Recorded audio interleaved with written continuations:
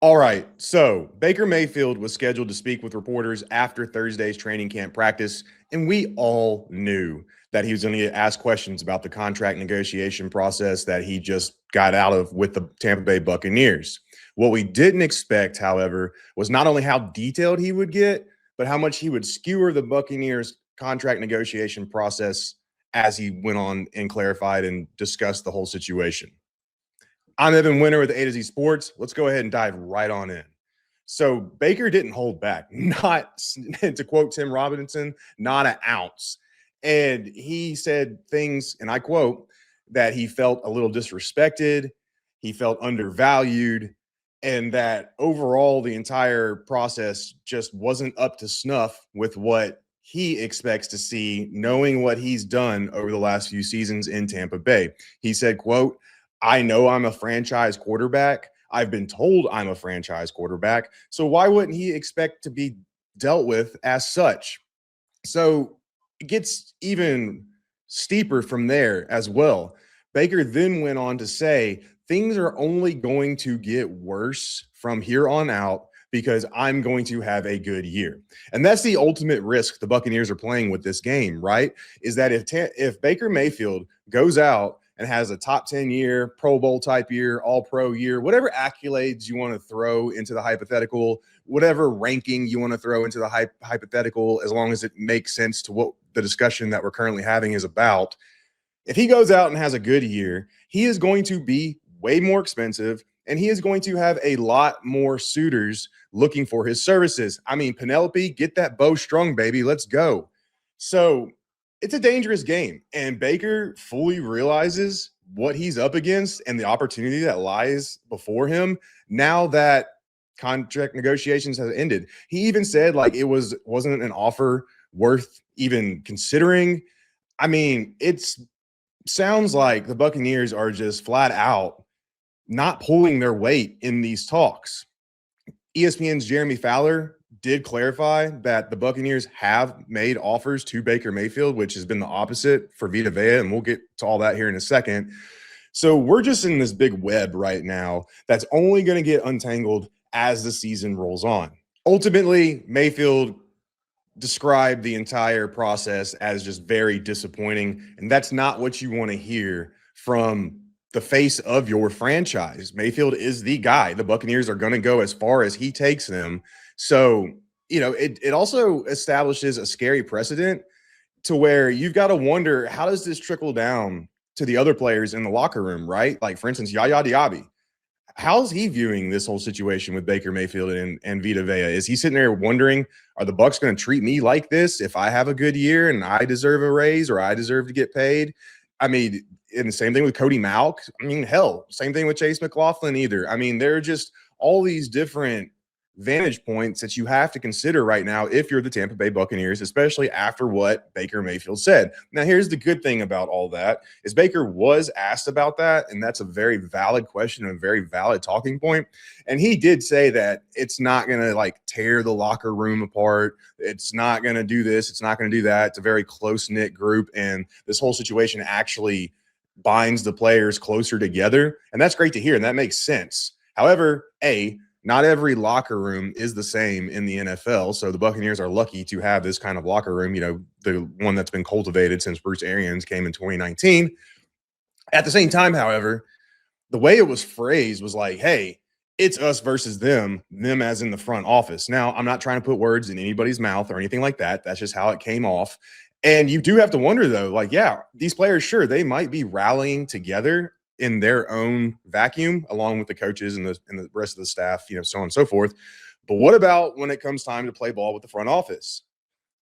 Will Yaya Diaby take a harder stance, knowing what he's going to be going into? Same thing with Cody Malk, again, Chase McLaughlin.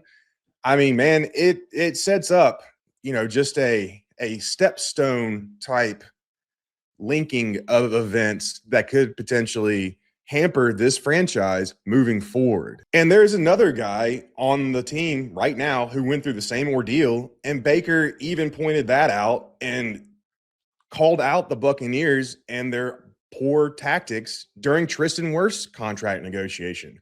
Remember, before he got paid in 2024, Tristan Wirfs had to hold in himself during training camp to get the deal done.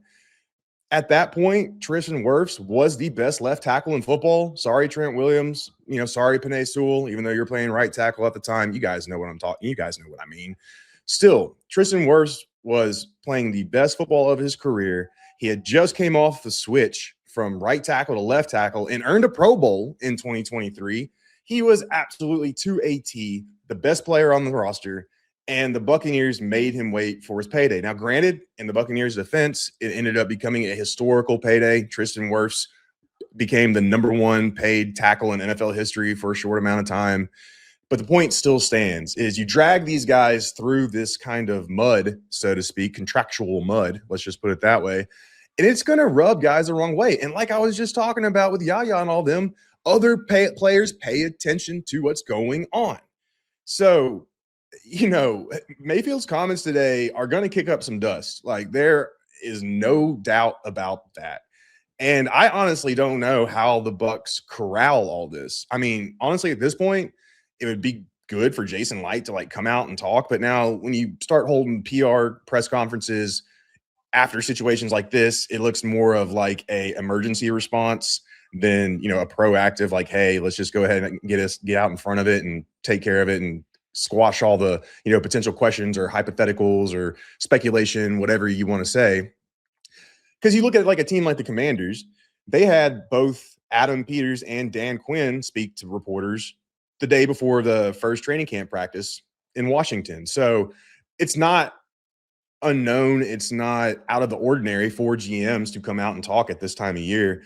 But still, I mean, unless there's something that coming down from the very top, people are going to run wild with this. And it's going to be very intriguing to see how this all unfolds over the next few months. Baker didn't stop at Tristan Wirfs either. He championed for Vita Vea, who's currently holding in, and his new deal as well, citing that Vita Vea is the second longest tenured Buccaneer on the roster behind Chris Godwin, which is true, that he was also a part of the 2020 Super Bowl run. Now, even though there's a little bit of nuance there, Vita Vea missed 11 games in the regular season and returned for the NFC Championship game against the Packers, and he played very sparingly in both the NFC Championship and the Super Bowl. Still made somewhat of an impact, but I can understand where Baker's coming from overall, right? Like, he was a piece of that Super Bowl run, and he's one of the better players in the league. And Baker even said that it is very disappointing that the anchor of the Buccaneers defense can't get the deal he wants. Now, we broke this down the other day. There's all kinds of elements that go into Vita Vea's situation that just make it an overall complicated situation. But Baker didn't hold back, man. He wants his guys to get paid, especially when he feels like and they feel like they deserve it. So Baker covered all the lanes today. I mean, we know the guy isn't afraid to speak his mind. I honestly did not think he was going to go this in depth with things and really put things out there like this. But hey, when you feel spurned, man, you feel spurned. And this dude, he always plays with a chip on his shoulder. And maybe he is blowing things out of proportion. We don't know that for sure. And I'm not going to sit here and say he is, because I am not in these conversations whatsoever. Wish I was. But still, the point stands is he absolutely skewered the Buccaneers and their contract negotiation process today, while also sending them a warning shot at the same time. Stay tuned, because it's going to get really interesting. The one thing that wraps all this up, though, in a nice, neat bow is that Baker still wants to play in Tampa Bay. I mean, it's the whole reason he wants a contract extension, right? I mean, yeah, he wants to get paid what he's worth, but he also wants to stay there because he's adamant about how much he and his family love staying in Tampa Bay. They just had another kid recently, so they've got roots in that city.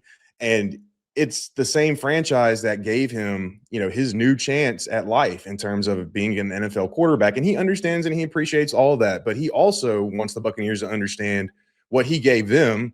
And that was a viable solution right after Tom Brady left. There's no guarantee anybody's going to be able to even come close to living in that shadow. But Baker's done an okay job, a pretty good job of doing as much. And so it's a two-way street, obviously. But, man, whew. And Baker came on right after Todd Bowles.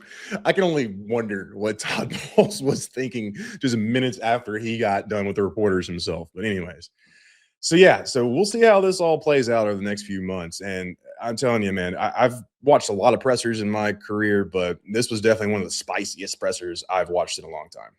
So what do you think about all this? I know there's a lot to talk about. I mean, we were all used to the Buccaneers kind of slow walking when it comes to contract negotiations, but again, that can really make some people angry.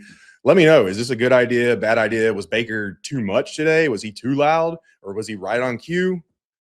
Let me know in the comments and we'll talk. But until next time, keep an eye on A to Z Sports Bucs, and we'll see you around.